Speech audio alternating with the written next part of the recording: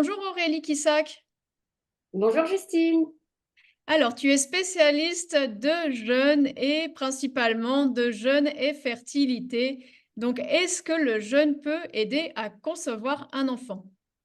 Bien entendu, alors les causes de l'infertilité, elles sont souvent multiples, mais on va dire que 90% des couples qui sont touchés, ils vont être impactés par leur environnement. C'est plus ou moins ce qu'on appelle l'épigénétique. Alors l'épigénétique, c'est la modulation de l'expression des gènes, donc finalement l'expression de qui on est par des facteurs qu'on dit environnementaux. Et quand on parle des facteurs environnementaux, on va penser à l'alimentation, la qualité de l'air, les ondes aussi auxquelles on est soumis, selon voilà, si on utilise énormément notre téléphone ou le micro-ondes, par exemple, hein, c'est déjà une base en fait. On peut parler aussi de la sédentarité, des toxiques qui vont s'accumuler dans notre corps. Et donc, à terme, ces toxiques, ils vont gêner, ils vont perturber le fonctionnement de nos organes, notamment du foie, notre intestin, et aussi les organes qui sont impliqués dans la procréation. Alors, je vais parler en premier lieu du grand chef d'orchestre, c'est le complexe hypothalamo-hypophysaire qui est au niveau du cerveau. C'est lui qui régit un petit peu toutes les sphères hormonales. Et puis, on a la thyroïde aussi qui est impactée. Et puis, les ovaires, les testicules, hein, les gonades, notamment par les perturbateurs endocriniens. Et D'accord. donc, comment est-ce que le jeûne intervient? Ben, c'est qui permet une action globale, profonde sur la détoxification hépatique pour se décharger, pour se libérer des toxines qui sont dans notre corps. Le jeûne va agir aussi sur la régénération de la muqueuse intestinale.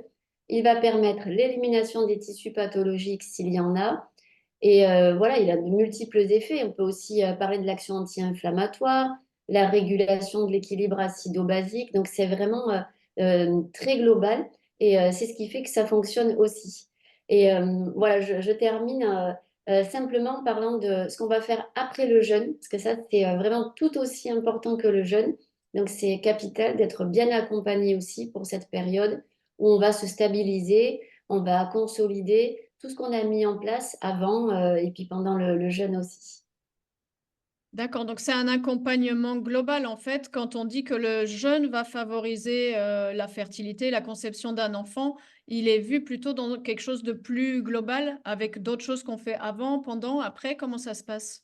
Exactement, l'accompagnement, il démarre en amont, selon l'individu, bien sûr. Voilà, une consultation aussi individuelle qui peut être mise en place et un suivi individuel pour identifier les causes, voir comment est-ce qu'on peut agir sur ces différentes causes, se préparer au jeûne, et puis surtout pour l'après, voir ce qui est bon pour soi au niveau de l'alimentation, au niveau de la complémentation aussi. Parce que je pense qu'aujourd'hui, c'est incontournable aussi de passer par la complémentation, en tout cas de façon transitoire. Et puis, il y a toute l'hygiène de vie aussi qui peut être et qui doit être revue.